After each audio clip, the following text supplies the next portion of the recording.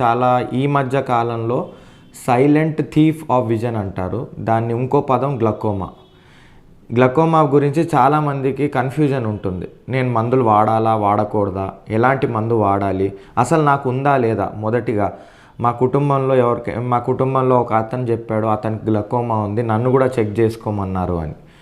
Generally glaucoma అనేది ప్రతి మనిషి 40 ఏళ్ళు దాటిన మనిషి ఫుల్ టెస్టింగ్ చేయించుకోవాలి గ్లకోమా అంటే పరంగా. ఒకటి ఇంట్రాఆక్యులర్ ప్రెషర్, రెండోది వెనకాల నరం క్లినికల్ పిక్చర్ అంటే చూడ్డానికి నరం ఎలా ఉంది, మూడోది విజువల్ ఫీల్డ్స్. ఇప్పుడు విజన్లో కూడా కొన్ని భాగాలు ఉన్నాయి. మొదటిది దూరం విజను, రెండోది దగ్గర విజను, మూడోది కలర్ విజను, నాలుగోది field of vision. Field of vision అంటే మనం చూస్తున్నా కూడా, ఇప్పుడు మీరు ఒక ఆబ్జెక్ట్ని చూస్తున్నా కూడా మీకు సరౌండింగ్ ఎవరు ఉన్నారు, ఏమున్నాయనే తెలుస్తుంది.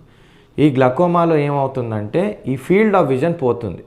మీకు దూరాన్ని క్లియర్గా ఉంటుంది, దగ్గరది క్లియర్గా ఉంటుంది, కానీ చాలామంది ఫీల్డ్ ఆఫ్ విజన్కి పోయేసరికి వాళ్ళకి తెలియదు. పొరపాటున కింద పడ్డము, కింద సరిగా చూసుకోపోవడము, లేదా సైడ్ నుంచి ఎవరైనా పలకరించినా ఆ మనిషి కనిపించకపోవడము, ఇలాంటి కొన్ని సిమ్టమ్స్ ఉంటాయి. సో అలాంటి వాళ్ళు ఖచ్చితంగా గ్లకోమా టెస్టింగ్ చేయాలి.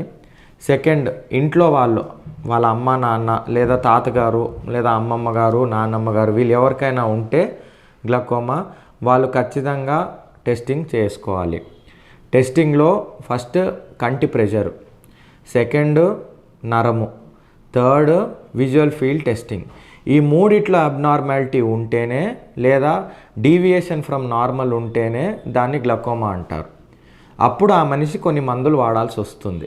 మన బీపీ ఎలా అయితే ఉంటుందో దానికి మనం మాత్రలు ఎలా వేసుకుంటామో కంట్రోల్ కోసం, కంటి ప్రెషర్ కూడా కంట్రోల్ చేసుకోవడానికి కోసం ఈ మందులు అనేది వాడాలి. మందుల్లో 3-4 రకాలు ఉంటాయి. మొదటిగా మీ డాక్టర్ ఇచ్చేది ఫస్ట్ లైన్ ఆఫ్ థెరపీ, ఒక మందు స్టార్ట్ చేస్తారు. అది 2 వారాల తర్వాత మళ్ళీ టెస్ట్ చేస్తారు, మీ ప్రెషర్ ఎలా ఉంది, మీ ప్రెషర్ నార్మల్ ఉందా లేదా. ఇప్పుడు అందరూ ఎందుకు ప్రెషర్ అంటున్నారంటే కంట్లో ఒక విధమైన ప్రెషర్ ఉంటుంది, అది 10 నుంచి 20 మిల్లీమీటర్ ఆఫ్ మర్క్యూరీలో మెయింటైన్ అవ్వాలి.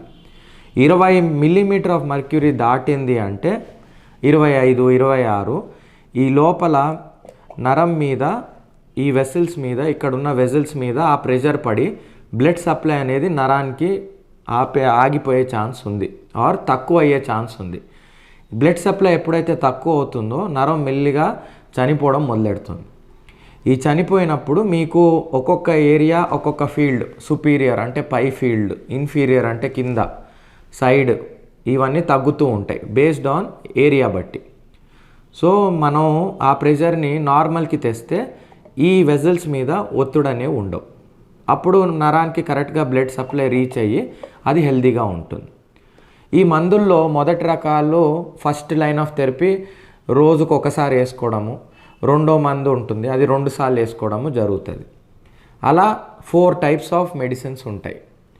సపోజ్ ఈ 4 మెడిసిన్స్ వాడిన తర్వాత కూడా మనకి ప్రెషర్ కంట్రోల్లో లేకపోతే ఆ పర్సన్కి సర్జరీ చేసి ప్రెషర్ని కంట్రోల్ చేస్తారు. ఈ 4 మందుల్లో ఒక మందు కేవలం మనకి హార్ట్ ప్రాబ్లం, ఆస్తమా ప్రాబ్లం ఇలా ఉంటే వాడకూడదు. దానికి మీ డాక్టర్కి మీరు చెప్పడం ముఖ్యం. అంటే నాకు గుండె ప్రాబ్లం ఉంది సార్, లేదా నాకు ఆస్తమా ఉంది అని మీరు ఆయనకు చెప్పడం ముఖ్యం. ఎందుకంటే అప్పుడు ఆయన ఆ మందు టిమలాల్ అనే మందుని ప్రిస్క్రైబ్ చేయరు. ఈ టిమలాల్ అనే మందు వేసుకుంటే మనకి కంటికి ప్రెషర్ తగ్గుతుంది, కానీ అది అబ్జార్బ్ అయినప్పుడు కొంతమందికి హార్ట్ ప్రాబ్లమ్స్ రావడము, కొంతమందికి గాలి తీసుకోలేకపోవడము ఇట్లాంటివి జరుగుతాయి. సో ఖచ్చితంగా మీరు మీ హిస్టరీ అనేది డీటెయిల్డ్గా చెప్పడం ముఖ్యం. Last but not the least, చాలామంది ఈ గ్లకోమా ఎందుకు వస్తుంది సార్, మాకెప్పుడు మేము ఏమైనా చేస్తే వస్తుందా లేకపోతే దేనివల్ల వస్తుందా అని అడుగుతారు. ఈ గ్లకోమా అనేది ఒక పర్టికులర్ రీజన్ వల్ల అయితే రాదు. జనరల్గా జెనెటిక్గా ఉంటే వస్తుంది. రెండోది కొంతమందికి కొన్ని అలవాట్లు ఉండడం వల్ల, ఇది రీసెర్చ్లో తేలిన విషయం ఏంటంటే పొద్దున్నే ఎక్కువ నీళ్లు తాగేవాళ్ళు, అంటే అరౌండ్ 1.5 to 2 లీటర్స్ నీళ్లు తాగుతారు కొంతమంది. వాళ్ళకి అంటే హెల్త్ బాగుండాలనో లేకపోతే కొంచెం మోషన్ ఆర్ టాయిలెట్ ఫ్రీగా వెళ్ళడానికి కోసం ఎక్కువ తాగుతారు పెద్దవాళ్ళు. అలాంటి వాళ్ళల్లో ఈ గ్లకోమా తొందరగా రావడం జరిగింది. సో ఆ రీసెర్చ్లో తేలింది, బట్ అందరిలో కంక్లూజివ్ కాదు. Best is to avoid drinking lot of water early in the morning. కొంచెం 7-7:30 తర్వాత ఒక 2 గ్లాస్తో లేదా 200 ml వాటర్తో స్టార్ట్ చేయండి. వెంటనే ఒకటేసారి 1 లీటర్ 2 లీటర్స్ తాగడం చేయకండి. సెకండ్, కొంతమందికి యోగా చేసే అలవాటు ఉంది. ఆ యోగాలో శీర్షాసన చేయడంతో కూడా రీసెర్చ్లో తేలింది ఏంటంటే ఈ గ్లకోమా వాళ్ళల్లో రావడం ఎక్కువగా ఉంది అని. అది కూడా అందరిలో కాదు, వాళ్ళ జెనెటిక్ మేకప్ బట్టి ఉంటుంది. సో ఒక పర్టికులర్ రీజన్ వల్ల ఈ గ్లకోమా వచ్చింది లేదా వస్తుంది అని చెప్పడానికి లేదు. ప్రతి మనిషి 40 ఏట దాటిన ప్రతి మనిషి దయచేసి ఈ టెస్టింగ్లు చేసుకుని మీకు ఉందో లేదో, just like sugar, BP, thyroid ఎలా చెక్ చేయించుకుంటారో కంట్లో ఇది ఖచ్చితంగా చెక్ చేయించుకోండి మీ దగ్గరలో హాస్పిటల్కి వెళ్ళి.